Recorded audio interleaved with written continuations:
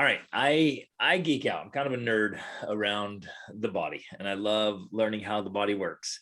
And a couple of weeks ago, I got to meet Trent Nessler here, and actually, we were doing just a little bit of martial arts stuff. Yeah. And he starts using my body and doing the biomechanics. I'm like, yes, this stuff's amazing. And so I had to have you on the show here. So welcome, Trent. Glad to have you, and we're excited to learn from you, brother.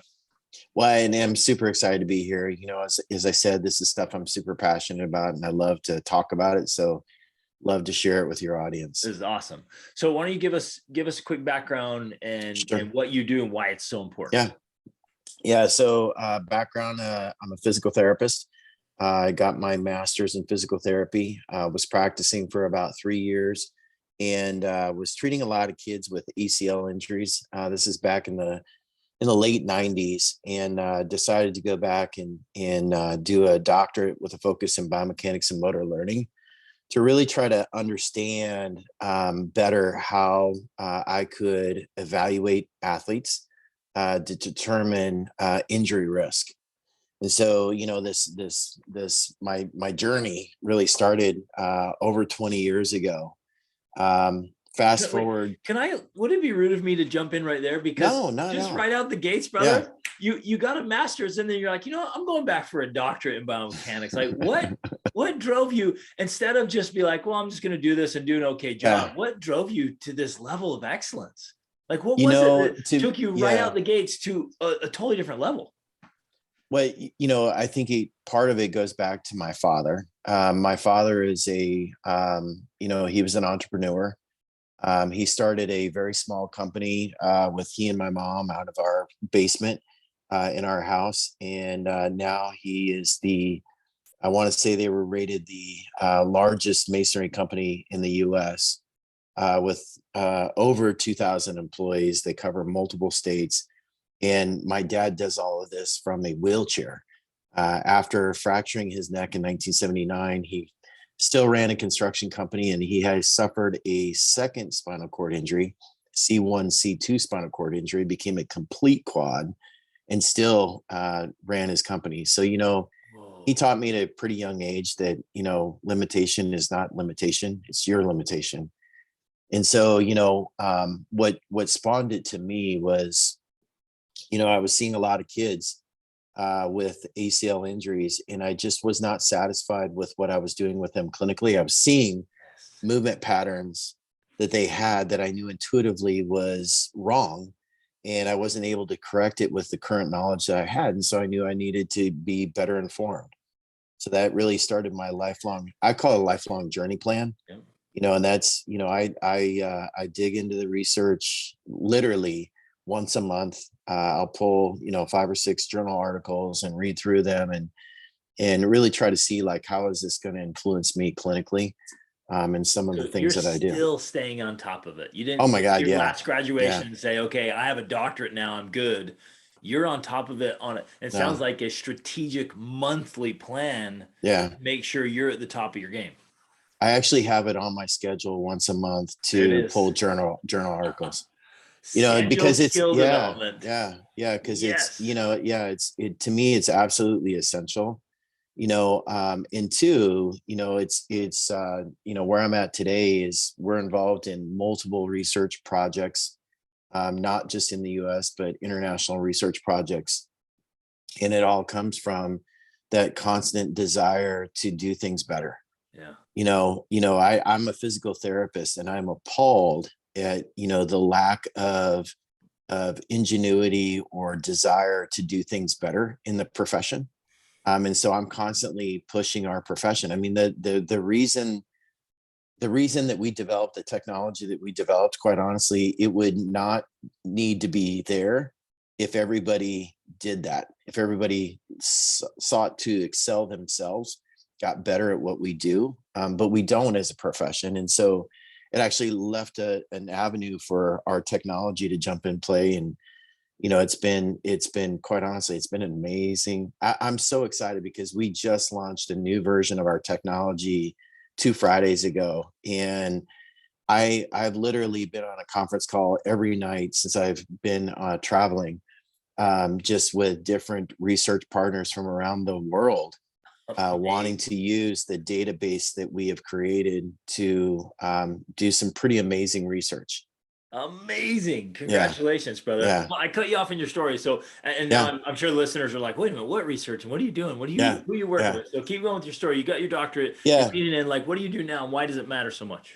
Yeah, so I felt, I came from a strength and conditioning background. I was a weightlifter, I did bodybuilding. I was convinced that if I could find a better way to assess these athletes, that I could create better programming to prevent them from having a re-injury rate. ACL injuries, the majority of them are what are called non-contact and orientation, which means that we can prevent them. So a mass majority of ACL injuries are preventable. And so, Pause there for a second.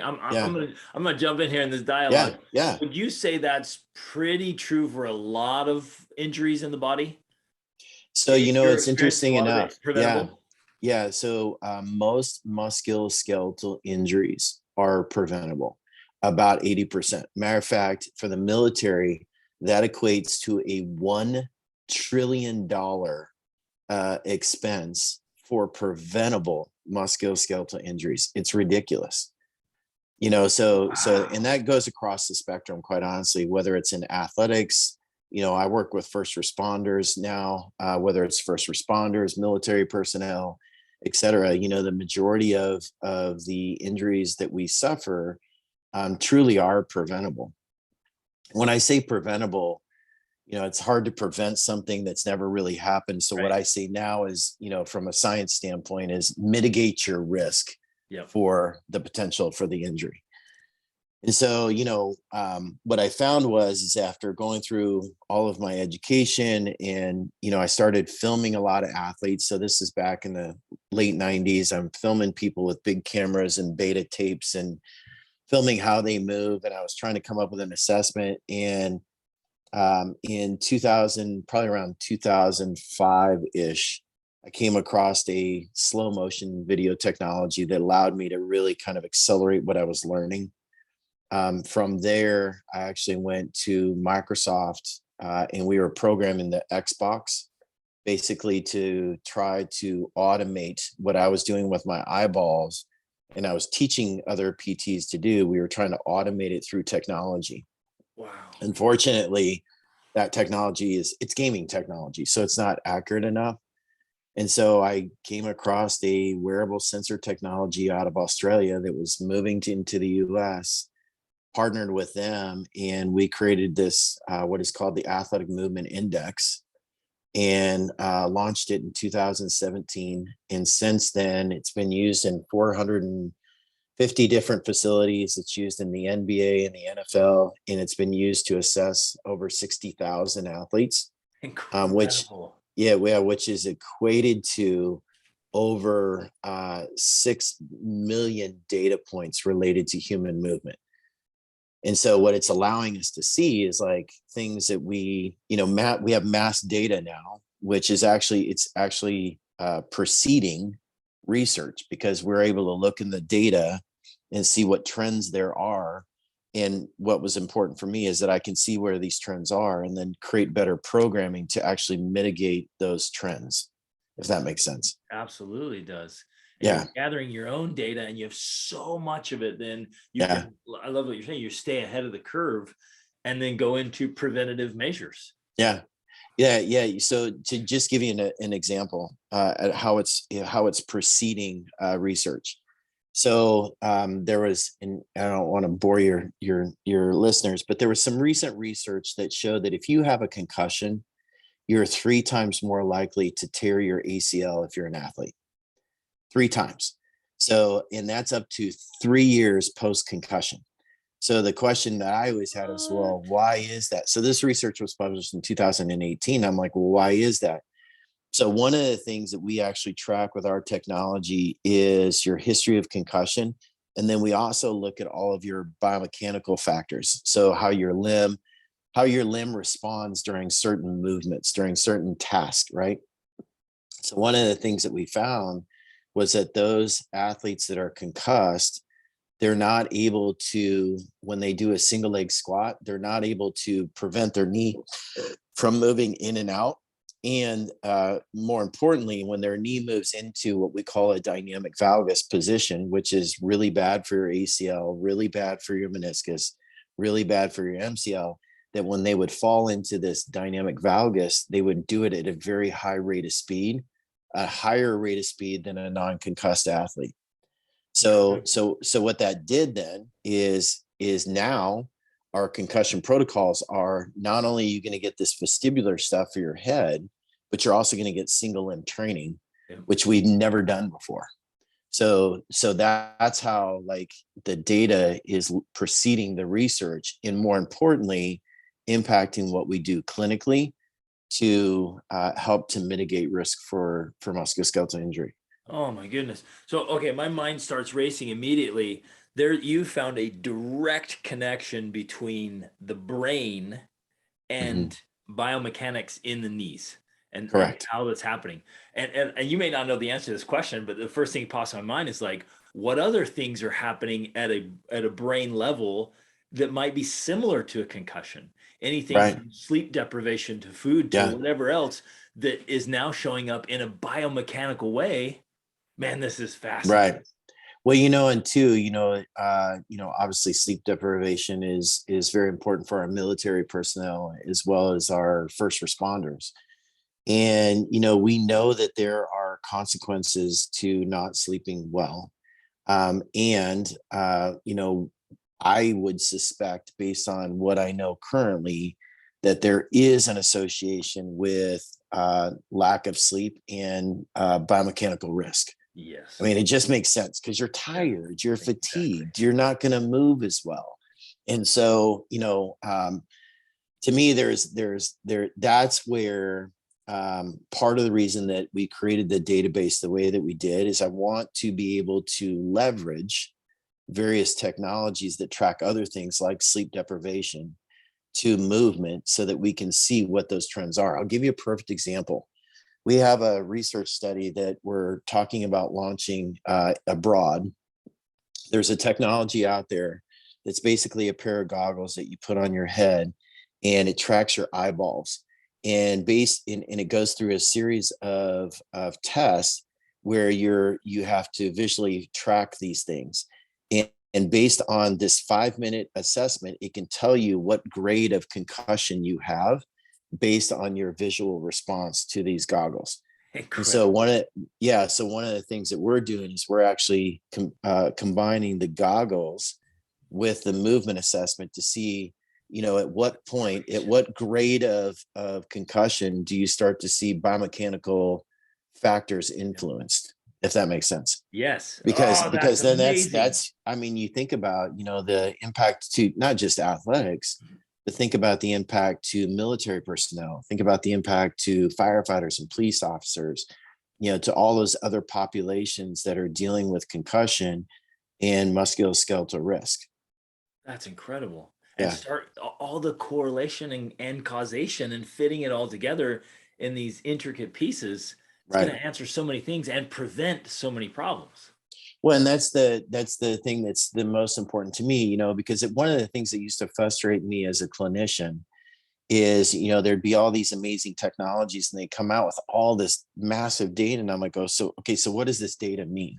Like so what I always tell people who engage with our technology, it's meaningful clinical information.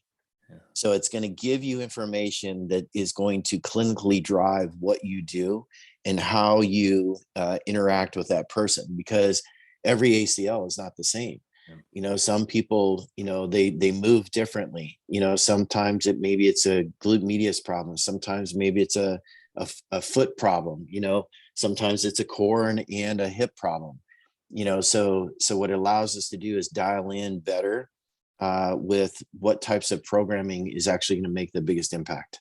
So cool. And what you just explained right there, I think is going to be one of the most needed things moving into this life we're living now, where data points, we already have access to trillions of data points, and it's just going to keep increasing. So having something like you're talking about, like, well, wait a minute, what do I do with all this information? How do I make it relevant and useful in my life? We're going to need stuff like that so much. Well, and so, and again, one of those that, I have a pie in the sky kind of vision.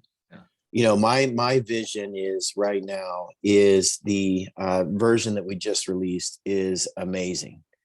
And what it allows us to do is scale our assessments to a higher level. Like I was sharing with you before we got on this, that I'm in Memphis, Tennessee, and we're assessing 2,000 firefighters.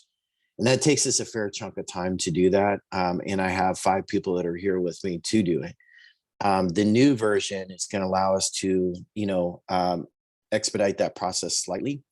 But the idea is, by what we've moved to with the new version, is eventually this assessment will be a self-driven assessment, meaning that cool. you could come into the gym, and as a trainer, I could hook you up with the sensors. The assessment's going to take you through it, and it's going to spit out an exercise program for you to do based on you and how you move. Yeah. And knowing all of the biomechanical risk factors for injuries and helping you mitigate your risk for injury. Man, where do I sign up, brother? Yeah. That is exactly what we need. We're individualized, customized training programs for me. Right. And based on how you move, not some, failed interpretation of your strength or your, because at the end of the day, I can test your rotator cuff strength. I can test your bicep strength and all that, but it doesn't tell me how you function. Like, it doesn't tell me how your shoulder's functioning. Just because I test your quads and your hamstrings or your glutes, it doesn't tell me how you function when you're on one leg. Yeah. Like, this is, the beauty of biomechanics is biomechanics. So if I improve the way that you move, I'm going to mitigate your risk for injury. And, oh, by the way, I'm also going to increase your vertical jump. I'm going to increase your sprint speed. I'm going to increase your power output. So the beauty of it is, when I met you, the way we were doing self-defense, you improve a couple little moves there, and I was like, what? Just that tiny it's little like I was telling you, it's just all about biomechanics, and it's simple little things like that make huge changes in how you can manipulate somebody's body, like we were doing for the martial arts, or how you can manipulate somebody's body to improve the efficiency of their movement. So I'll give you a perfect example. Like with our firefighters, one of the things that we're vetting out right now is I'm convinced that if I can make you, if you're a firefighter, if I can make you move better, okay, you become more efficient. Absolutely. Makes sense, right? If you become more efficient, you burn less energy. Makes sense. If you burn less energy, guess what? You also burn less of oxygen. Yeah. So when you put on your SCBA and you got your oxygen on, you're going to last longer in a fire now because you're moving more efficiently, burning less energy, so you can stay in the fire longer. Yep. So, and that is huge for firefighters because, it's about their oxygen consumption. If you can improve their efficiency and allow them to stay in a fire longer based on their, how much air they take out of their tank, that's huge. Yes. Well, so one of the things I love, and I talk about all the time, I geek out about is what I call holistic optimization. So you're trying to optimize every part of your life.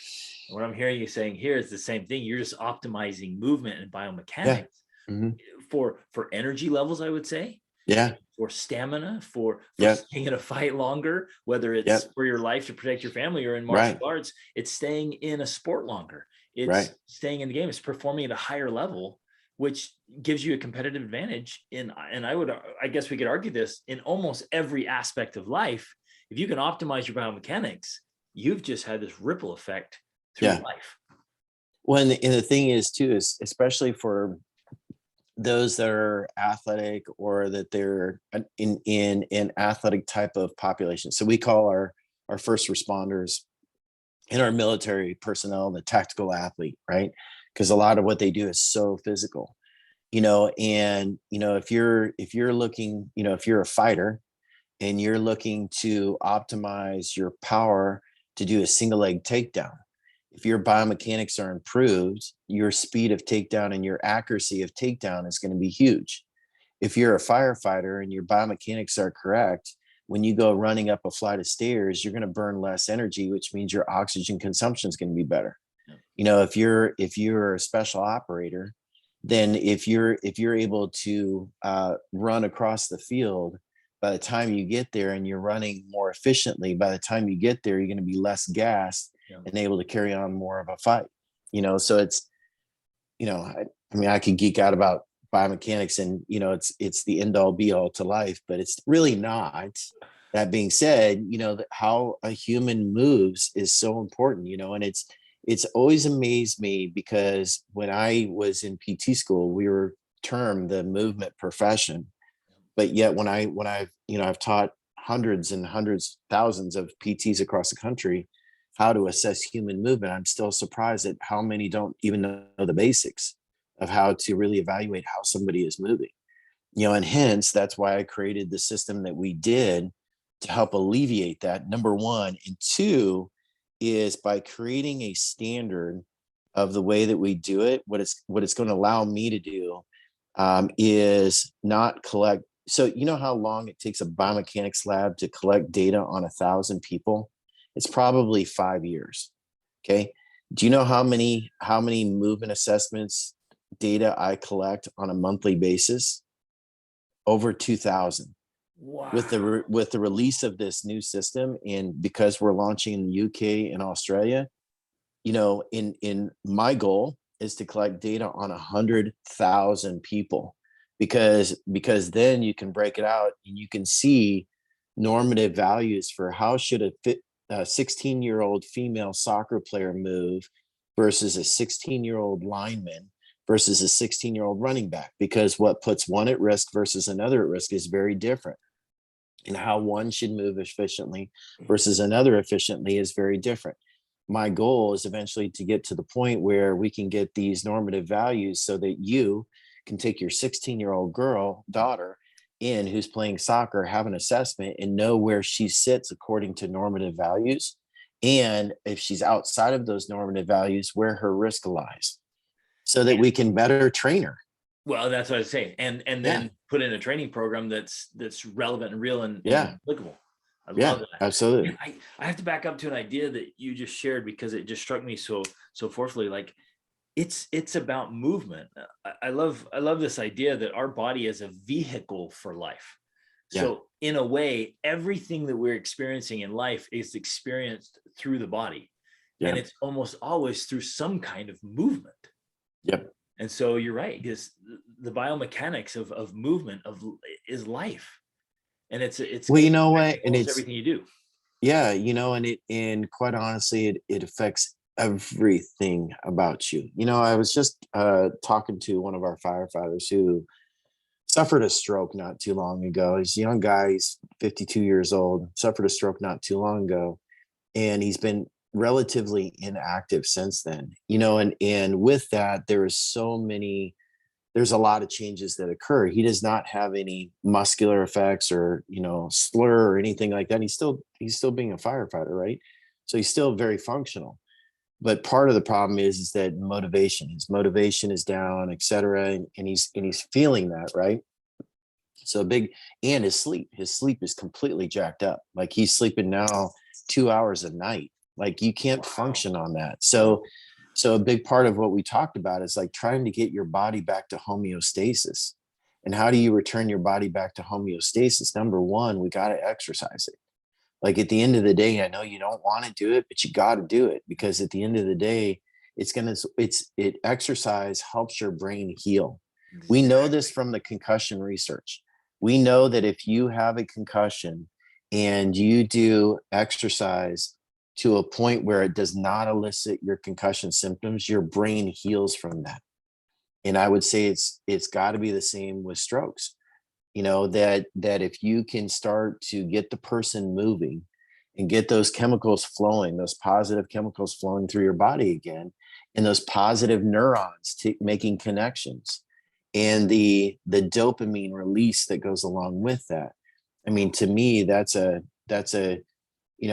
I firmly believe that, the more stagnant you are, the more depressed you're going to be, and the more things just start to fall apart. Yep. Brother, I don't think we can emphasize enough what you're just saying right there. The connection to moving your body in a healthy, vigorous way, consistently and regularly, and how healthy that is for the brain, for the mind, for the emotions, for the spirit, for the soul, everything. Man, you are, I don't know. I could shout that from the rooftops Yeah. and not stop, because we've got to move our bodies. Greg, I'll tell you, and this is kind of off topic, not kind of off topic, but from our work together at the previously, it's a very religious type of organization, and faith is a big part of that. And I'm a firm believer in faith. And it's I always tell people that what I was able to do with the technology, and what I was able to create, is totally a God thing. Because I'll tell you, I reached out to this Australian company off of their website. Their salesperson calls me, I talk to her, I tell her what I want to do. Like, I'm some Joe Blow PT, I'm telling her what I want to do. She says, "Oh, that sounds great, I'll have the CEO call you." Like, yeah, that's a beautiful blow off. Never had that one before. And lo and behold, what happens? The CEO calls me. Wow. I have a conversation with him. He flies from Australia to Colorado, where I was teaching, sat down with me for a 4-hour dinner, and we wrote out of a napkin what we were going to do. No. And I'm a firm believer that God will open those doors for you. What we've created is way beyond my intellectual capabilities. I'm a firm believer. I was how the EMI came about is I was writing a textbook on movement and how to discern, like, what this leads to as far as injuries and all that. As I was writing out the book, it's like, wow, like this movement leads to that movement, which leads to this, which leads to that, which leads me to this cause. And this is what I do. So I started writing out this big, huge, long Excel spreadsheet with all these different tabs. And that became the formula for the assessment. And I tell people all the time, it's like, I don't know. It's just like, it's like God was, I'm a firm believer. God was speaking through me and giving me the knowledge to be able to bring that to fruition. And I am, like, I had a call on Friday. I had some mathematician, PhD mathematician from Colorado State, call me, who wants to partner because we now have the largest movement database right now in the world. And so she wants to partner to create some normative values for our first responders, which is amazing for me. But then the next thing she tells me is that she works for a research firm that does all this research for the military, and they are looking for this exact same type of approach. And I was like, so then she's presenting our technology to some pretty high level people in the military about what we're doing. That is a total God thing. I mean, it's just so awesome. I'm constantly amazed at, because there's many a times where I feel like I as an individual am not worthy of his grace, and he has constantly been opening doors for me, like the stuff that we did with you all. Exactly. I don't know if you ever heard how that came about. No. Is one of the individuals, I was training in the gym and I was working a heavy bag, and one of the individuals came to me and said, "Hey, do you teach martial arts?" And I said, "I train martial arts. I can teach, for the right individuals." We had a conversation.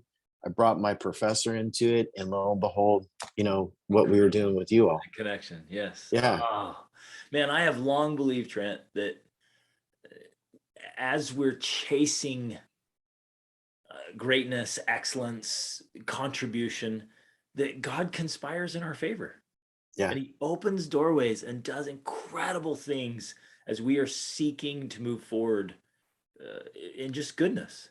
Yeah. In offering something better to the people around us in the world in general. And it's interesting because I have 5 doctoral level PT students with me, who are doing these assessments with me. And, I tell them all the time, that, this is a grind. You have to also, that when those opportunities come available, you have to be willing to put in the work and the effort that's needed. Exactly. And it's not easy. I get up at 3 a.m. I work out, I go train jujitsu, and then I'm down assessing firefighters at 7 o'clock, and I don't finish up until 5 p.m. And we're grinding all the way through it. We saw 100 firefighters today, but it's, and we're on week 3 right now of 4 weeks, so it's a grind, but you got to be willing to, when those opportunities come available, they're not always there, right? You got to be willing to be able to do, you have to be willing to do what it takes to make it happen. Yes, yes, yes. When they show up, there's no guarantees, man. When they Yep. show up, take advantage of them, put in the work. Absolutely. I love that. So, okay, so my mind, I'm sure the listeners doing this, but my mind's okay. So, what can I do? Like, I'm listening to you and thinking, well, where do I go sign up for to get that full assessment for myself? But in your experience with all these people and in functional fitness, where does the average guy who wants to be an athlete, wants to be active, wants to stay healthy, what do I Yep. do? Where do I begin? What are some of the biggest takeaways that you've seen that's like, man, these are the things that just work? Yeah. Interesting. So number 1 is core. Most people don't know that if you improve your performance on plank, side plank, right and left alone, you decrease your risk for injury by 3-fold. And so, having good core stability is really important. Planks and side planks specifically have been noted in the research, and that's why they're a part of our movement assessment. Is it honestly that simple to do? Are you talking about a plank on your elbows or on Yeah. your hands or both? Yeah. Yes. It's that simple. And just holding It's a that, plank in the center and then on the side and on the side. and just And hold it daily? and what daily, but then also progressing it up. It's progressive resistance exercise. Eventually a plank is going to be too easy.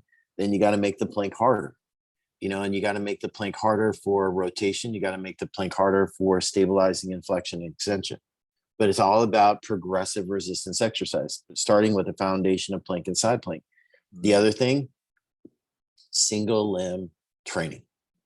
Whoa. By far the simplest thing that 99% of athletes and those who weight train lose out on.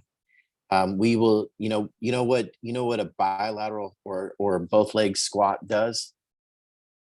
It hides deficits. You want to see what your deficits are? Right. Do a single leg squat with your other foot off the ground. And You will see where all your deficits are. Oh, yeah, that makes perfect sense. Right. Makes perfect sense. So you put a leg out in front? Like, how do you do it? Or in No, back? so in front is what is considered a pistol squat, and pistol squats are good, if you're looking to train just your quads. But functional is what we call the athletic position. So your opposite leg is bent, it's at 45 to 90 degrees, and it's held in slight extension. So almost like it looks almost like a running position, and then you're doing a single leg squat. And it's hard to do, and your glutes are going to be on fire. But what it will do is it will draw out where all your deficits are. And so with our movement assessment, that's one of the things that we do is it's very intentionally, we go through each test to pre-fatigue for all of the single limb tests, because I want to see how you're going to move when you're tired. Because movement degrades as you fatigue. And with degradation of movement comes a increased risk for injury. It's that simple.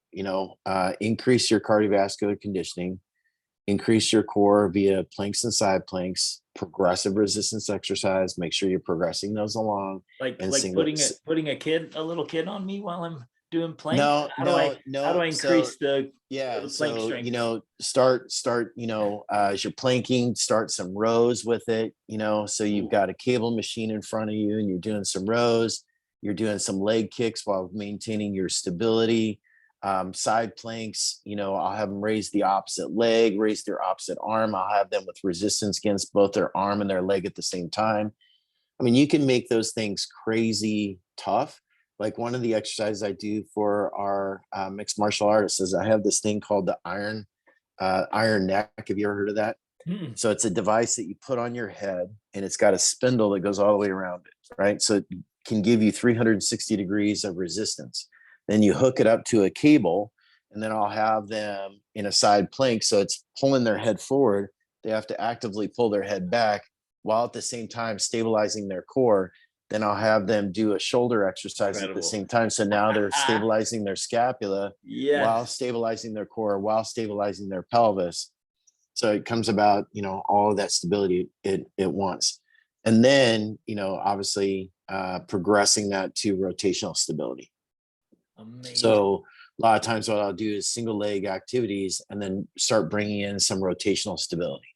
So you're lifting a kettlebell, I'm standing on my left leg, reaching across, grabbing a kettlebell on the outside of my left leg and bringing it, or a cable and bringing it across. So I'm having that rotational stability. Fantastic. All while making sure that my knee and my hips are pointing straight ahead. And happened. Can the knee go over the toe, or is that supposed to stay back? I know I'd heard that years ago. Some progression of your knee over your toe is good. Okay. That being said, knees over toes, I don't agree with a lot of the philosophy behind that, but that's for another time. Okay. Fantastic. So that's super good. Man, you've just described such simple exercises, most of which we can do with little or no equipment. It's incredible. Even with a kettlebell or a dumbbell, you're coming across your body and you're doing core and single leg exercise. Yeah. And I'll tell you, Greg, so you said that most of your listeners are about our age. And I don't know how old you are, but I'm 53. I've been weight training for 43 years. And, I still love to weight train hard and combine that with my jujitsu. I'm constantly like on that verge of overtraining. You don't want to wear your joints down. And, I want to be able to lift my arms still when I'm 65. Right. So I don't know how many of your listeners have heard about BFR, blood flow restriction training. Okay. But it's definitely something to check out. I teach a certification course for PTs and chiros in blood flow restriction training, and it is a game changer.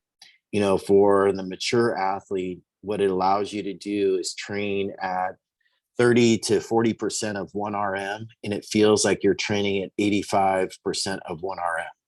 You get the same physiological response as if you're training at 85% of 1 RM and you're only doing it at 30 to 40% of 1 RM. Can you give us just a brief explanation of how it works? Yeah. So you basically, it's a cuff that you put around. There's only 4 locations. Either put it around your femoral arteries or your brachial arteries. So you're restricting blood flow. Yeah, you're restricting blood flow, but what you're not doing is you're not restricting blood flow into the muscle. You're restricting. So arteries have muscle, veins do not. So when you turn the cuff on, or when you tighten the cuff up, what happens is it collapses the vein first. So blood is going into the muscle, but it's not coming out of the muscle. So blood's going into the muscle, and what happens is the muscle reaches its capacity. And as the muscle is exercising at this low intensity, it's pulling off oxygen, which then depletes the oxygen of the blood that's there and available. The muscle starts to fatigue. So what it ends up doing is recruiting more of the muscle. That's what you get at 85% of 1 RM, is you get more motor unit recruitment. Wow. And you can hack it by doing this blood flow restriction training. Again, for any of your listeners that are skeptic out there, Google it and Google the research, because it is rock solid. So for me, I had a massive knee injury last year, March of last year. A knee injury, a displaced fracture in my hand, and I had what's called a neuropraxia. I lost 85% strength in my right upper extremity, all from a martial arts injury. And that is an injury that typically, especially at 53, takes a year to get back to the mats. And I started BFR day 2 post-operatively, and I was back on the mats at 4 months. 4 months. Amazing. Yeah. And is this something, I hadn't heard of it, is this something that a regular guy can get a hold of and learn about? You can. There's not to be sales pitchy, but there's a company I teach for called Rock Cuff, and they have an over-the-counter version of what we use for the clinic, and the outcomes on that thing are awesome. It's actually the cuff that I use. I actually teach So Love it. we teach a BFR for jujitsu class. So I teach jujitsu athletes how to use these cuffs to improve their performance. So you can use it. You can use it with cardiovascular activity. So you can train at 50% VO2 max and with BFR and get the effect of as if you were training at 80% of VO2 max. Incredible. I know, right? And That's it's so awesome. people are like, no, I don't believe it. It's a hack. It's the next fitness. It's the thigh cream of 2022. And what I will tell you is again, I mean, I do a ton of research in this area, and it is rock solid. Incredible. Okay. Wow, this is so good. They're simple. These are simple little strategies that we can Yeah, start. I'm going to start implementing right away. yeah. One question I did have when you said was single limb training. Does that also include the arms? Do you do single limb training with the arms, or is it more for the legs? It's more for the legs because your legs, because so much of human function is single limb performance. Going up a flight of stairs, single limb, jogging, single limb, running, single limb. So there's so many things, so many sports in physical activities that are single limb in nature. So there's once you get past walking, there is a time at which you're on single limb. So that's why it's so functional. Now for upper extremity, again, there's a lot of research out there that shows if you improve your core stability, that you actually reduce labral tears and what are called ulnar collateral ligament tears or Tommy John injuries in Major League Baseball players. Again, because the core is your force is generated in your hips and it is transferred across the core to the upper extremity in a baseball player, in a pitcher, right? So it's transferred across the core to the upper extremity. Well, if you have a sloppy core and you generate all this force in your hips and it goes across the core, what happens is a significant amount of that kinetic energy is lost because it's sloppy, right? So then what happens is you have to make up that force loss by throwing harder. So what ends up happening is that then athletes try to throw harder. They use more of their biceps and their cuff, which ends up leading to labral tears in their cuff. It ends up leading to Tommy John procedures in their elbows, simply because their core is weak. Wow. And, well, I'm thinking through in martial arts, especially same thing with throwing a punch. If my Exactly. core is just sloppy and Yep. weak, Exactly. I've got to give it all with my arm, Yep. and Right. it's going to fail and Right. lead to more injuries. And that's part of the reason, like, I was talking about the sideline or the side bridge, right? Side plank. It's part of the reason I was talking about, including the upper extremity in that, because, you have core stabilization. Now you have scapular stabilization, upper arm stabilization, and hip stabilization. Having all that stabilization at the same time is really important for kinetic energy transfer to be maximized. Way I always look at it is I'm always trying to maximize force production and kinetic energy transfer.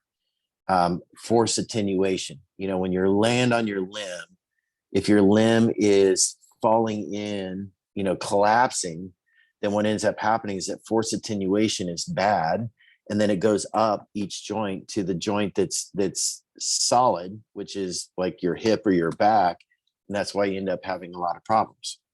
Incredible. I love this stuff, man. Yeah.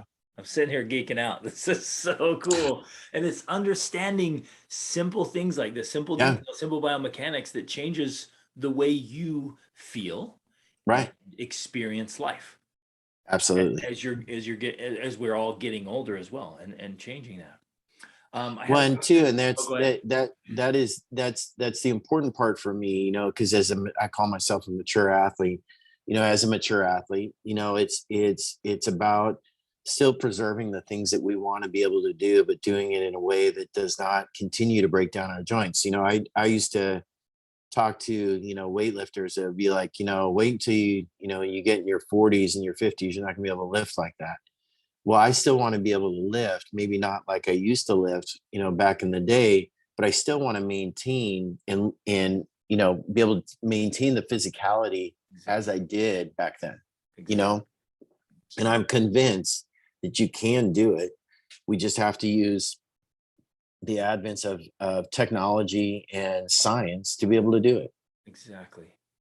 Again, optimization. Yeah. Man, I love this. Yeah. So I had a question about cardio. In all your experience, what would you recommend for the best sources of cardio? You hear people saying maybe sprinting or biking or swimming. Do you have thoughts or experience on that, on long distance running, or what's the Yeah. best way to keep up cardiovascular exercise? It really, to me, you can attack cardio in so many different ways, right? To me, it's really about what is enjoyable for the individual, because you have to do it for a sustained period of time. The studies over and over again tell you that you have to at least do 30 minutes. Yep. And so in order to stay on something for 30 minutes, you better enjoy it. So whether that's out running a trail or riding a bike or rolling around on the mats with somebody, for me, I do a lot of cardio with BFR, because what I'm trying to do is, again, mature athlete.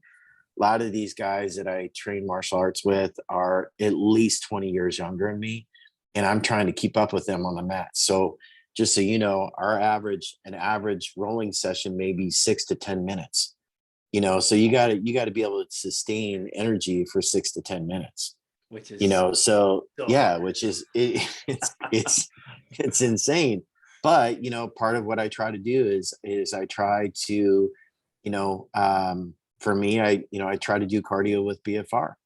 Like I'm here in Memphis, and the gym that I'm training at they have no air conditioning.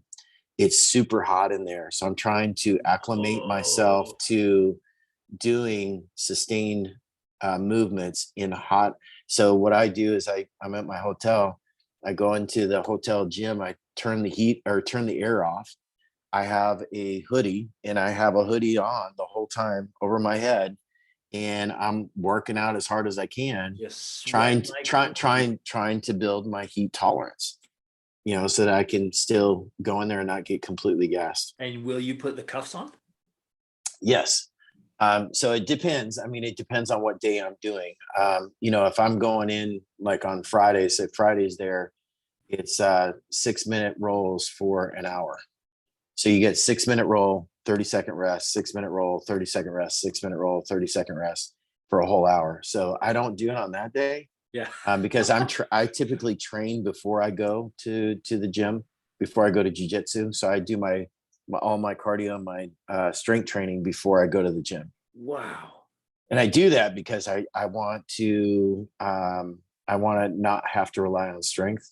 So I try to fatigue myself out a little bit. So I go in there and I have to do more technique. Technique. Yep. Amazing. That's an awesome little strategy right there. Yeah. That's some big picture thinking. Yeah. Because it forces you into the technique instead of just trying to fight your way through it with strength. Amen. I love it, brother. Oh man, this has been so good.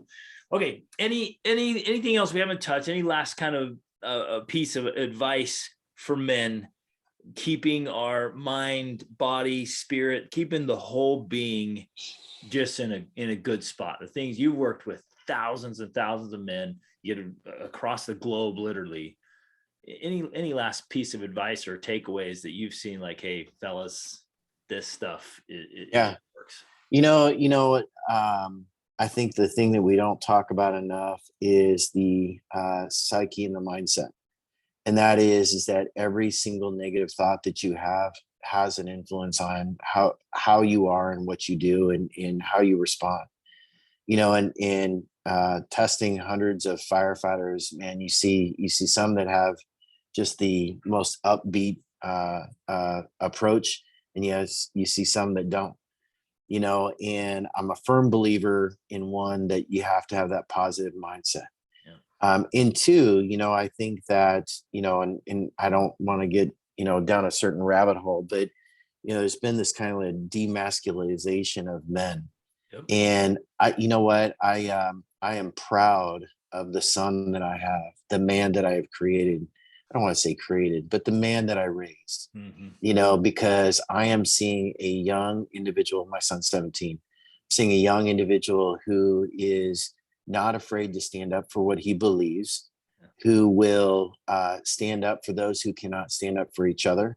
And he's a young man of faith, and he is willing to put in the grit that it takes. He's a wrestler, and he's at a prominent wrestling school here in Middle Tennessee, where they don't have an off season, and that kid works his tail off. And it's so cool to me as a dad to see, like I took him out shooting guns, and I took him to jujitsu, and we roughhoused and we wrestled and we did all the things that our dads did with us, right?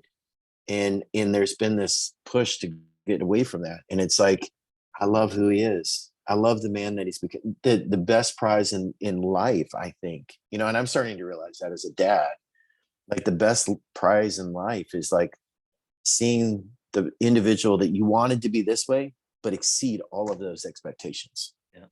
And that is awesome. It's the biggest reward there is. Yeah, absolutely. Oh, I love that. Raising those boys, and helping them become men. So my son's 18 and my second son is 17. My third son is 11, just not turned 12. Oh, wow. So watching that there, Yeah. but also my daughters, right? And especially in this context of manliness, watching them hold a standard for the boys they're interacting with and saying, hey, nah, like that is so subpar. Yeah. I won't even gauge if you're not up here. So yeah, I couldn't agree with you more, brother. We gotta lean into this healthy side of manliness. Yeah, absolutely. A whole man all the way through. Absolutely. Man, I love that. Awesome. Trent, thanks for being here, brother. Thanks for your time. Thanks, Greg. Thank you so much for having me. Thanks for your example. I want to really emphasize that. Thank you for chasing greatness, like for caring enough, for putting in the hard work to want to do something with excellence, because it makes a difference for everyone around you. It's an awesome example for all of us, brother. Thank you. Well, thanks. I mean, I'm just doing what I do. I don't really look at that but way. It's a rare and beautiful thing, man. I appreciate that. I appreciate that. Awesome. Hey, for any of your listeners that are looking, I did publish a book back in January called How to Build a Badass Firefighter. If you really want to get into, it's very science heavy, you want to get into more information about what this is all about, check it out. You can check it out. It's 350 pages. It's very science heavy, but it goes into all the things around movement and how you change movement, how you change motor programming and exercise programming to improve how you move. Perfect. And where else? I know you have a website, you got businesses. Like, where else can we get in contact? Is it possible, even at this point now, to get those assessments? Like, where else can we take the next step? Absolutely. I mean, there's over 450 facilities across the US that offer the EMI. If any of your listeners are interested, they can always follow me on Instagram, BJJPT_ACL guy. Okay. And I am connected to, the majority of those EMI users. So if they're in a particular part of the country, I can usually align them with someone in that area that does the assessments. Fantastic. Love it. Okay. So I'll put those links in the notes there. Yep. You can go through and get the book, and the book's on Amazon, right? Yes, sir. Yes, Book's sir. on Amazon. Got the connect with you on social, and then, man, I'm gonna do some planks as soon as we're done here. Awesome. They're so simple. You just give us some simple strategies. Right? So powerful today that we can start doing some things. And I want to get that assessment too, and even for my children, so that we can get customized training. So it's practical and functional for each individual. Absolutely. Awesome. Thanks, sir. Appreciate you. Greg, thank you.